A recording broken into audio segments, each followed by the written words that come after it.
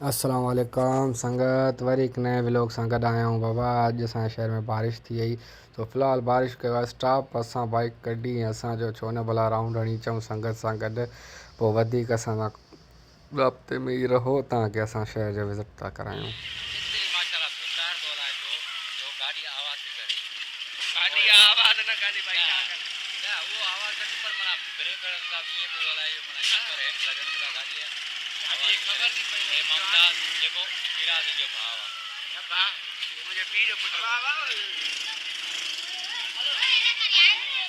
बाहर एंजॉय था कनि मींहुं बरसात जे मौसम में एंजॉय था कनि ॿार।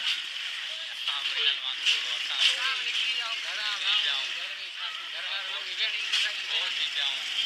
तव्हां छा था ॻाल्हाइणु चाहियो बाबा? हे चए चुप करे गाॾी हलाइण ॾियो, हे गाॾी एंजॉय थो करे, असां व्लॉग गाॾी एंजॉय कीअं थींदी आहे, एंजॉय थो करे हलाए ऐं असां व्लॉग जी एंजॉय था कयूं।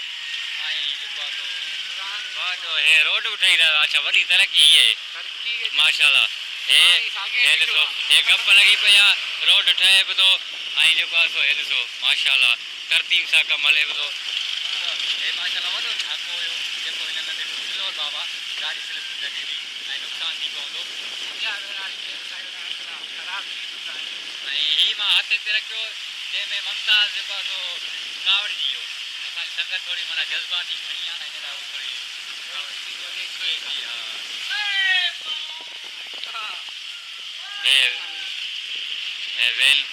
हे माशाल्लाह एंजॉय करण आया हूँ। थोड़ो रोड हाईवे ते चढ़ी असांजो संगत वारो बीठो असांखे ॾिठे जाऊं कई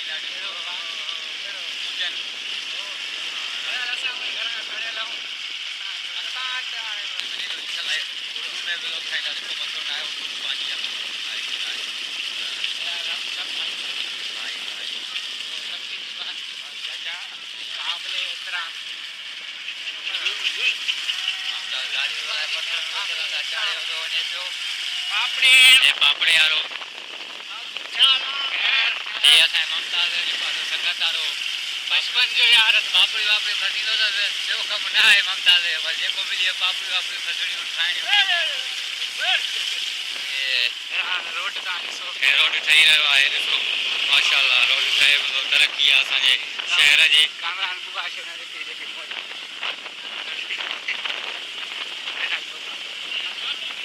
माशाल्लाह तरक़ी आहे असांजी ॾाढी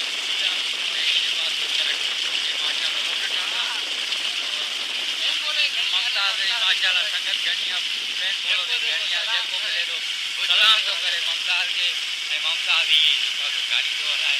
ममताज़ जो पूरो नालो ममताज़ जो नालो ममताज़ बि आहे ऐं असां प्यार जो हिनखे चवंदा आहियूं काली काली काली दादा। हे असांजो काली दादा आहे, भैया असांजो काली दादा।